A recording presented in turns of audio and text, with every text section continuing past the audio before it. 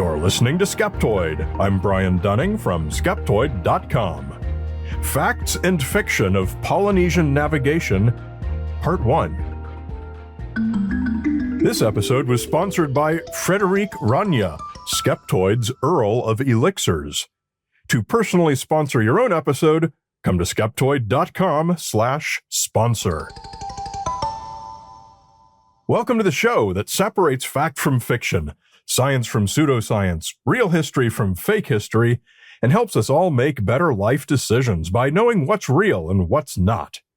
Today, I have the great pleasure of presenting an episode on a topic that has fascinated me for almost my entire life, which is how the ancient Polynesians were able to navigate their way to islands that were either beyond the horizon or that were completely unknown, as they were exploring where nobody had ever gone before.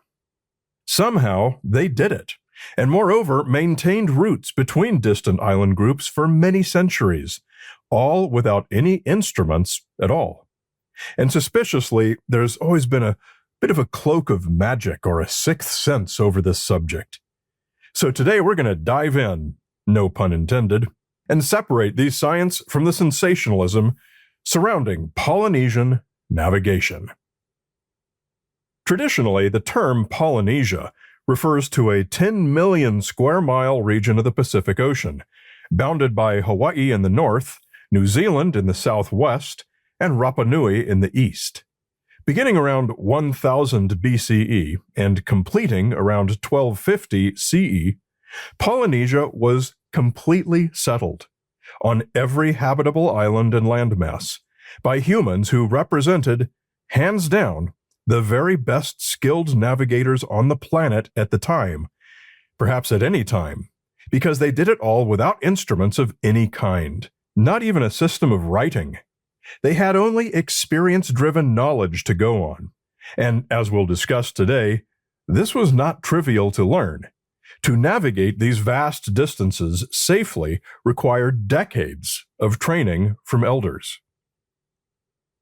But for the past couple hundred years, there has been little need for the traditional skills, and given how difficult the skills were to develop, they'd become almost entirely lost. European authors had documented what they did, but with only a certain level of accuracy. As far as actual Polynesians who still possessed master-level wayfinding abilities, they had become almost completely extinct by the middle of the 20th century. Not entirely, but nearly. This allowed mythology to fill the gap. Beliefs arose that the ancient Polynesians had had some kind of sixth sense, an almost magical ability. Things like all they had to do was stick a hand or a foot in the water and could glean all the information they needed.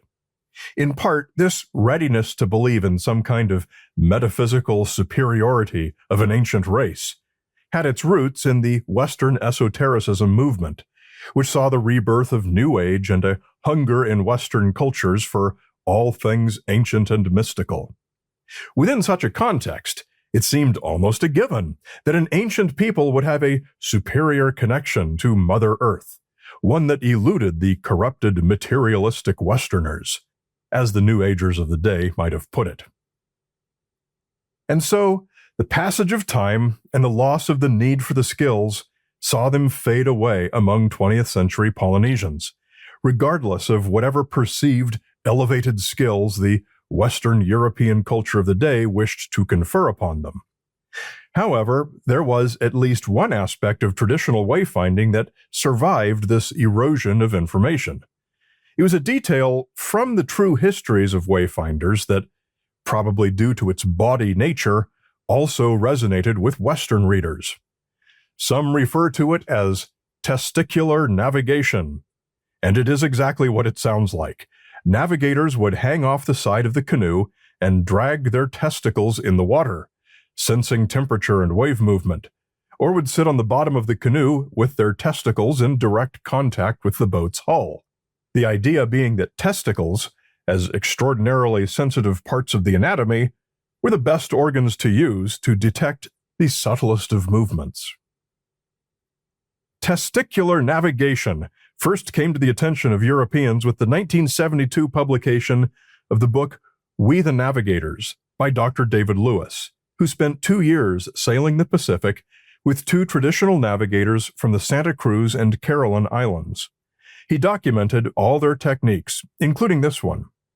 Although Lewis's book was popular enough to bring the subject to the public's attention, it certainly wasn't the first, and Lewis extensively referenced earlier texts.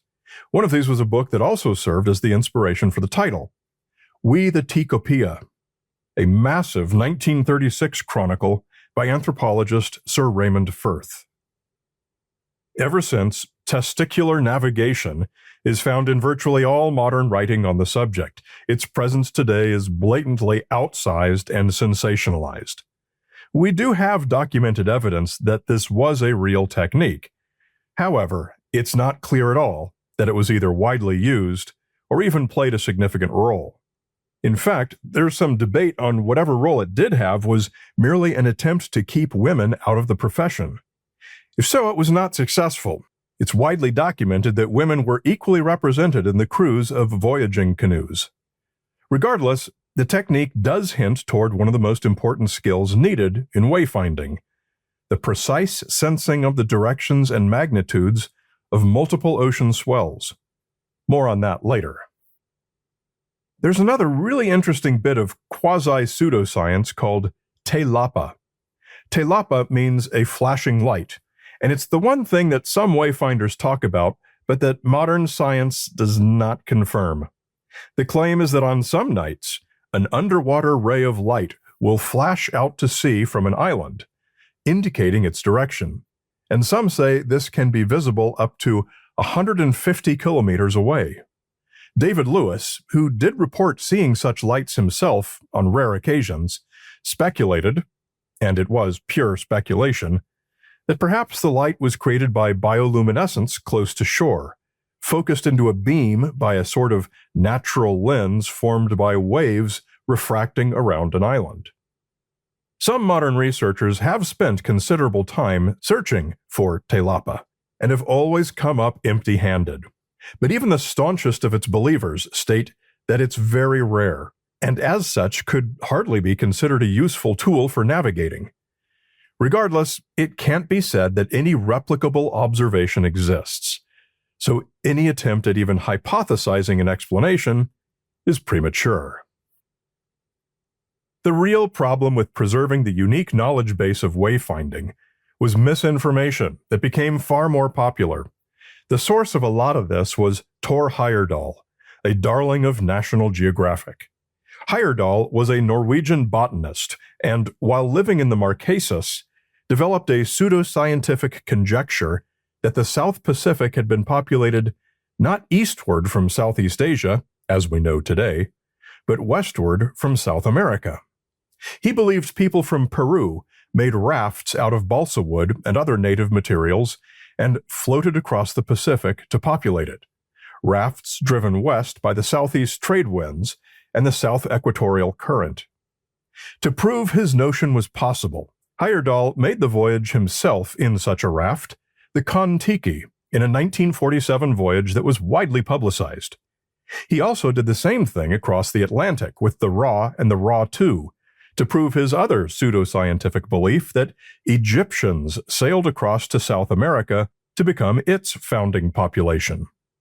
If ancient aliens had been on TV in the mid-20th century, Thor Heyerdahl would have been a regular.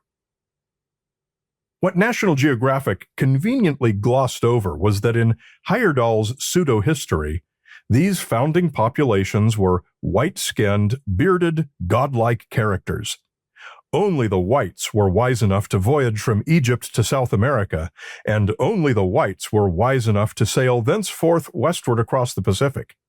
In Heyerdahl's day, the skills of wayfinding were already almost entirely lost, and seeing their lack of ability, he reasoned that for Polynesia to have been populated, a higher intelligence must have been responsible. So it all fit neatly together in his mythology.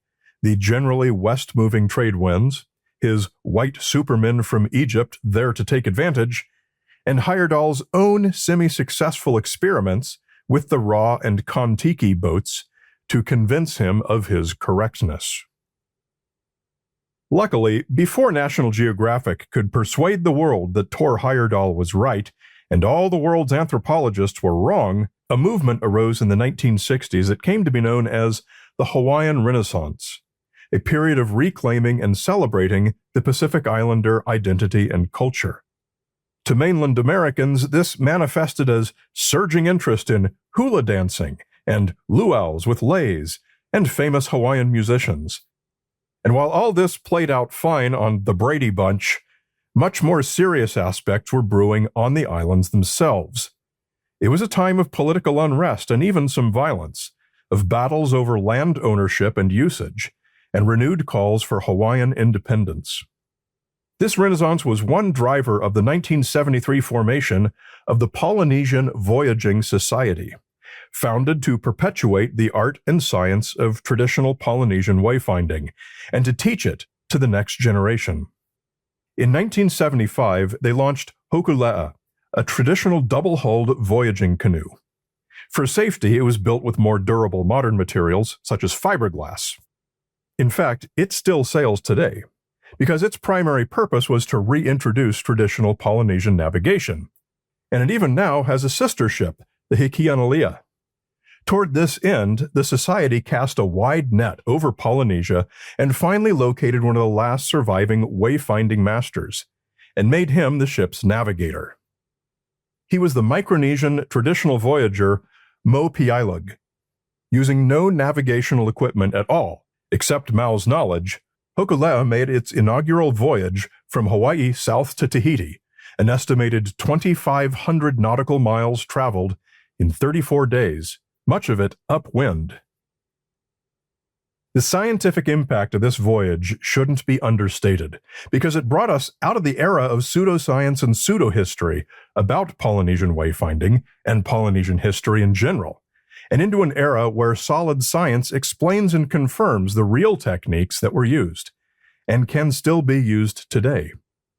Through our refreshed knowledge of these techniques, thanks in large part to the Polynesian Voyage Society and Mo Piailug and many others like them throughout Polynesia, we now have yet one more line of evidence supporting the known history of the peopling of Polynesia. Originally, I had no thought that this might expand into a rare two-part episode, but once I got into the techniques of wayfinding, I quickly saw that they would take up an entire episode by themselves. And really, they obviously deserve far more than that, which would have left no room at all for discussion of the pseudoscience or the historical context. And once I got into those, I quickly saw the same thing. All that stuff is a minimum of one full show. So that's what I gave you today, which saves the best part for last. Next week, in part 2, we're going to talk about all the real tricks of the wayfinding trade. There are so many ways to obtain knowledge about which way is the nearest island, where you're located, how far you've come, and how far you have to go. It is a weird and wonderful science, and taken all together, it becomes completely unsurprising that the ancient Polynesians were able to do what they did.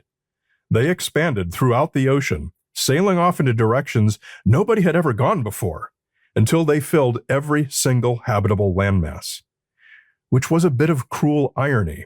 Accomplishing this feat made the feat unnecessary. There was nowhere left to find.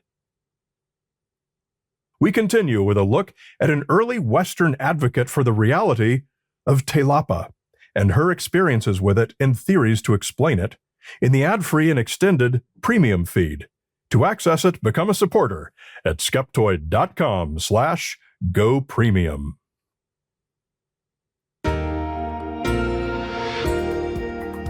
A great big Skeptoid shout-out to our premium supporters, including Randy in Squim, Kate Billowitz and the VT family, Martin Newhouse from Ealing in London, and Robin, who recently moved from PDX to Holland. Big move. Becoming a premium member is the best way to enjoy Skeptoid. Not only do you get a special sponsor-free and extended podcast feed, you can also get the nifty Skeptoid USB 3.0 flash drive preloaded with all the podcasts and movies we've ever produced. It's easy to get. Just come to skeptoid.com and click Go Premium. Follow us on your favorite social media for even more great content. You'll find both Skeptoid and me, Brian Dunning, on all your favorite social media platforms. Skeptoid is a production of Skeptoid Media. Director of Operations and Tinfoil Hat Counter is Kathy Reitmeyer. Marketing Guru and Illuminati Liaison is Jake Young. Production Management and All Things Audio by Will McCandless. Music is by Lee Sanders. Researched and written by me, Brian Dunning. Listen to Skeptoid for free on Apple Podcasts, Spotify, Amazon Music, or iHeart. You're listening to Skeptoid, a listener-supported program. I'm Brian Dunning from Skeptoid.com.